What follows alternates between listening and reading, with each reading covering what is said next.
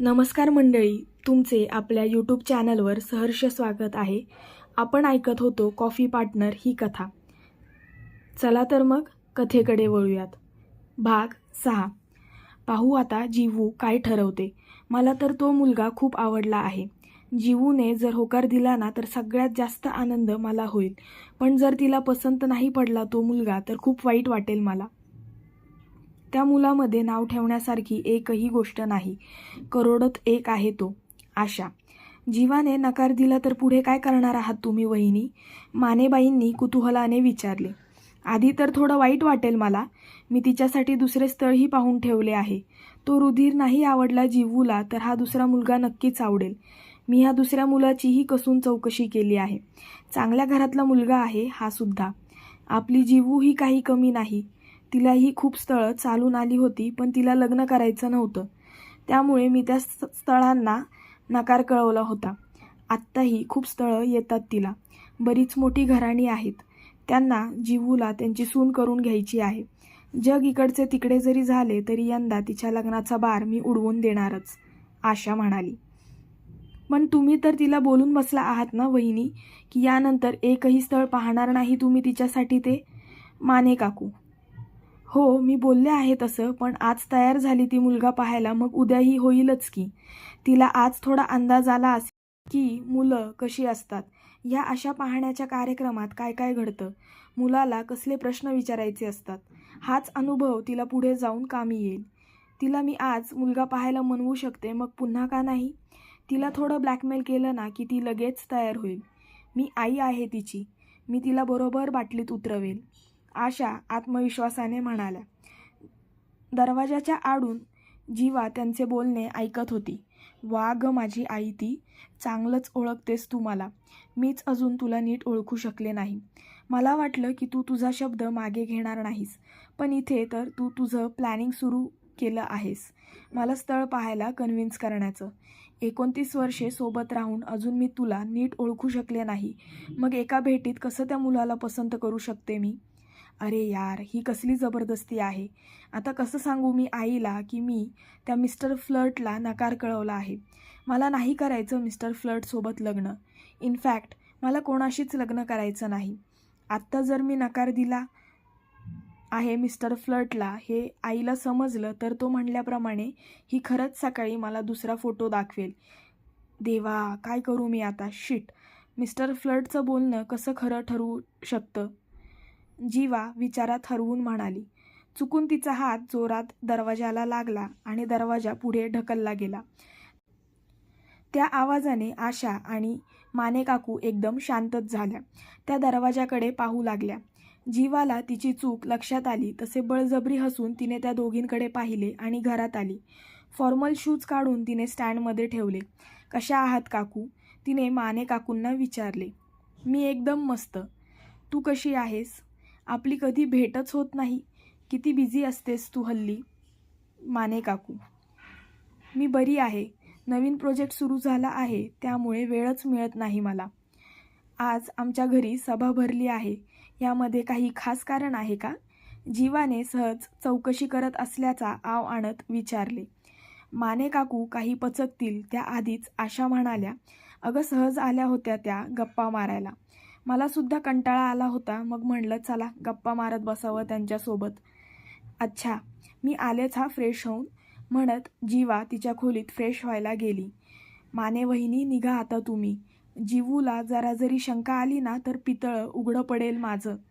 निघा लवकर, आशा माने काकूंना जायला सांगत म्हणाल्या.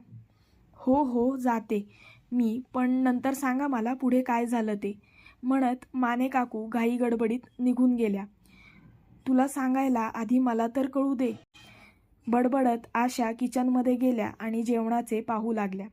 जीवा फ्रेश होऊन बाहेर आली आणि डायनिंग टेबलवर बसली. एवढ्या वेळात तिने खूप विचार केला होता.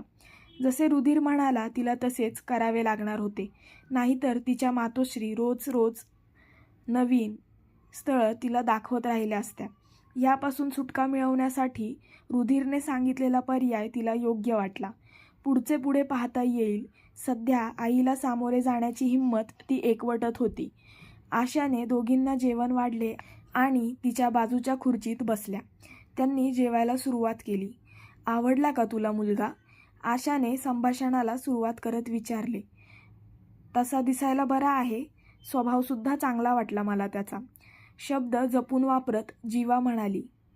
म्हणजे तुझा ह्या स्थळाला होकार आहे? आशाने अति उत्साहात विचारले. जीवा जरा वैतागलीच. इतकी काय घाई झाली आहे तुला मला घरातून हकलण्याची? जीवाने वैतागून विचारले. तू सांग ना, मी होकार समजू या लग्नाला? आशाने तिच्या बोलण्याकडे दुर्लक्ष करत विचारले. इतक्यात नाही, आम्हाला थोडा वेळ हवा आहे एकमेकांना जाणून घ्यायला. जोवर आम्हाला हे कळत नाही की आम्ही एकमेकांसाठी योग्य आहोत, तोवर आम्ही भेटत राहू.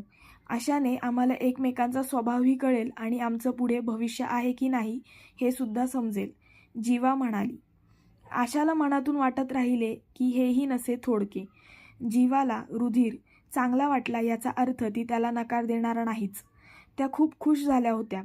त्यांच्या चेहऱ्यावरून आनंद ओसंडून वाहू लागला. जीवा संभ्रमात पडून त्यांच्याकडे पाहत होती. या आईला काय झाले इतके खुश व्हायला? कुछ तो गडबड है दया. आई हे तर धरून नाही चालली ना की आमचं लग्न होणारच?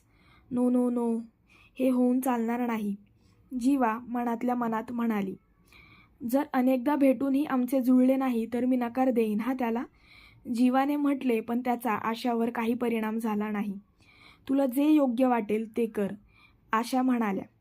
तू भेटायला, त्याला समजून घ्यायला तयार झालीस हेच खूप आहे माझ्यासाठी. मला खात्री आहे की तुम्ही नक्की पुढे जाऊन लग्न कराल. रुधिरच तुझ्यासाठी योग्य आहे जीवू. त्याच्या येण्याने तू नक्की पूर्वीसारखी होशील. बाप्पा, लवकरात लवकर याची जीवूला जाणीव होऊ दे, आशा मनोमन देवाला आळवत म्हणाल्या आणि शांतपणे जेवू लागल्या. जेवून होताच जीवा आशाला किचन आवरायला मदत करू लागली. भांडी घासून दोघीही आपापल्या खोलीत झोपायला गेल्या. खोलीत येताच जीवा रुधिरचा विचार करू लागली. अरे यार, एवढ्या तावातावाने मी त्या मिस्टर फ्लर्टला म्हणून तर आले की इथून पुढे कधीच मला त्याचा चेहरा पाहायचा नाही. पण आता आईमुळे मला त्याला सतत भेटावं लागेल. शिट, कोणत्या तोंडाने आता मी त्याच्यासमोर जाऊ? आज तर मारे म्हणालीस जीवू की तो म्हणाला तसे होणार नाही. भलताच कॉन्फिडन्स होता तुला तुझ्या आईवर आणि आता आपटलीस ना तोंडावर. काय करावं आता? मिस्टर फ्लर्टला भेटण्याशिवाय दुसरा ऑप्शनसुद्धा नाही आता माझ्याकडे. थोडे दिवस का होईना त्याला सहन करावंच लागेल. त्याला मेसेज करून सांगू का? नको. तो इडियट जास्तच खुश होईल आणि हुशारकी मारेल त्याची भविष्यवाणी खरी ठरली ऐकून. नंबरसुद्धा नाही माझ्याकडे त्याचा. त्यापेक्षा उद्या प्रत्यक्षात त्याच्याशी भेटून बोलते आणि माझी सिच्युएशन त्याला समजावते. तसा तो समजूतदार वाटला मला. तो नक्कीच मला समजून घेईल आणि माझी यात मदत करेल. त्याला उद्या कॅफेत जाऊन भेटावं लागेल. देवा, शक्ती दे मला त्या मिस्टर फ्लर्टचा फ्लर्टीपणा झेलायची, जीवा मनात म्हणाली. रुधिरचा विचार करता करता तिला झोप लागून गेली. पण इकडे एक व्यक्ती अशी होती ज्याची झोप जीवाने उडवली होती आणि तो होता मिस्टर फ्लर्ट अर्थात रुधिर. कानात इयरपॉड घालून तो जीवाचा व्हिडिओ पाहत बसला होता. जेवढ्या वेळा त्याने तिचा व्हिडिओ पाहिला त्याचं मन भरत नव्हतं. मिस गॉर्जियस, मला खात्री आहे की उद्या आपली भेट नक्की होणार. मला स्वतःवर आणि बाप्पावर खूप विश्वास आहे. त्याने काहीतरी विचार करूनच तुला माझ्या आयुष्यात पाठवले असेल. त्याचा हा संकेत मी डावलणार नाही. एकदा तू माझ्या आयुष्यात आलीस की मी तुझा हात माझ्या हातून सुटू देणार नाही. मी तर हर एक प्रयत्न करेन तुला माझ्या प्रेमात पाडण्याचा. आज सतत मला वाटत होतं की जी जीवा माझ्यासमोर आहे ती खोटा हसऱ्या चेहऱ्याचा मुखवटा घेऊन वावरते. तुझ्या डोळ्यात मला अपार दुःख दिसतं. आय प्रॉमिस, इथून पुढे कधीच दुःख तुला शिवणार नाही. माझ्यासोबत असताना कधीच तू उदास राहणार नाहीस. मी नेहमी तुला आनंदात ठेवेन जीवू. गुड नाईट माय एंजल. तिच्या फोटोवर ओठ टेकवत तो म्हणाला आणि झोपी गेला. उद्याचा दिवस दोघांसाठी खूप खास आणि महत्त्वाचा असणार होता. एका नव्या आणि हव्याशा नात्याची उद्या पायाभरणी होणार होती, जी नक्कीच त्यांच्या आयुष्याला कलाटणी देणारी ठरणार होती. एक वेगळंच वळण त्यांच्या आयुष्याला येणार होते. कशी असेल उद्याची जीवा आणि रुधिरची भेट? रुधिरची काय प्रतिक्रिया असेल जीवाचे बोलणे ऐकून? जाणून घेण्यासाठी आपल्या चॅनलला नक्कीच सबस्क्राईब करा. भेटूया पुढच्या भागात.